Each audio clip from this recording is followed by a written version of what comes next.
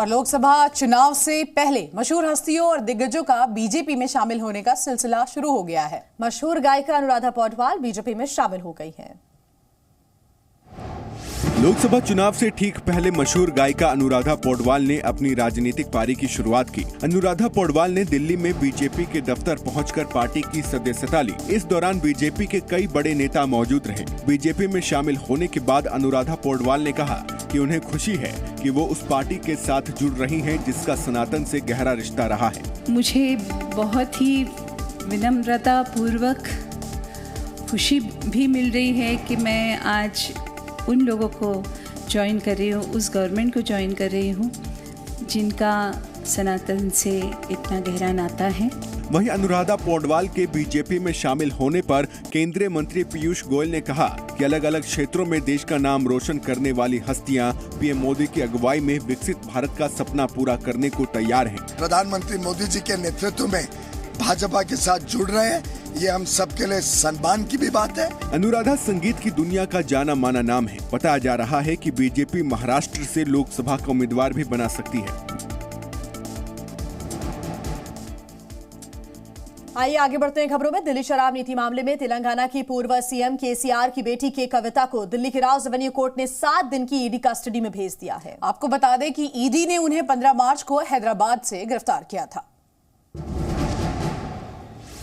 ED ने दिल्ली की Rouse Avenue court में पेशी के दौरान के कविता की 10 दिन की रिमांड मांगी थी, जिसके बाद कोर्ट ने के कविता को 23 मार्च तक ईडी की हिरासत में भेज दिया। ईडी ने के कविता के खिलाफ कोर्ट में जो रिमांड कॉपी दाखिल की है उसमें के कविता को दिल्ली शराब घोटाले का मास्टरमाइंड बताया गया है। के कविता शराब कारोबारियों की साउथ लॉबी के साथ जुड़ी थी और आम आदमी पार्टी के बड़े नेताओं के साथ साजिश में शामिल थी। के कविता ने विजय नायर से भी मुलाकात की थी और नायर ने ही के कविता को नई आबकारी नीति में बदलाव के बारे में बताया था। इसी ने अपनी रिमांड कॉपी में एक चैट में के कविता को 33% हिस्सेदारी का भी जिक्र किया है। कोर्ट में पेश किए जाने के दौरान के कविता ने अपनी गिरफ्तारी को अवैध बताया और कहा कि हम इस मामले पर कोर्ट में लड़ाई लड़ेंगे।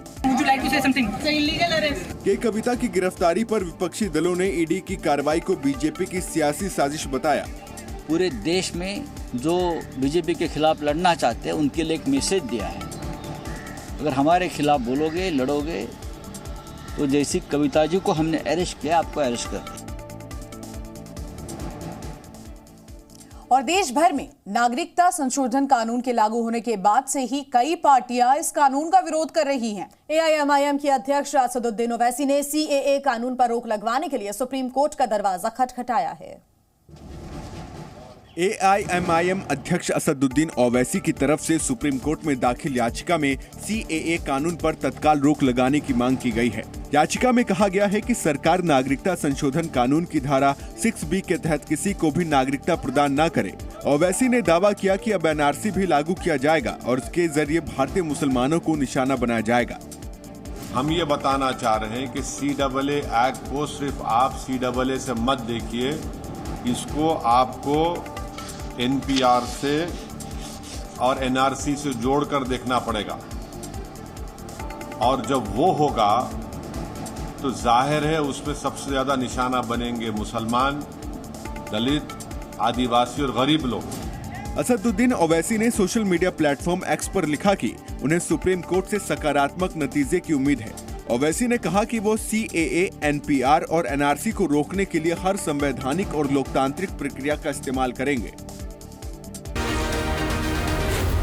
Zee News.